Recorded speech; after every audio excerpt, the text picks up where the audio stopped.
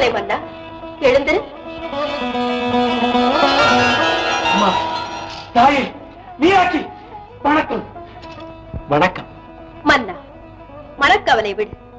செந்தூரில் என் மைந்தன் அருளால் பாடும் புலமை பெற்ற குழந்தை குமரகுருபரன் என்னை தரிசிக்க மதுரை நோக்கி வந்து கொண்டிருக்கிறான். அவனை சிறு பிள்ளை என்று எண்ணிவிடாதே.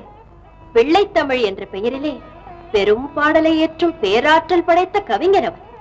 நாளை உதயம் நீ ஆலயத்திற்கு சென்று அவனை எதிர்கொண்டு அழைத்து உன் குறையை நீக்கிக் கொள்.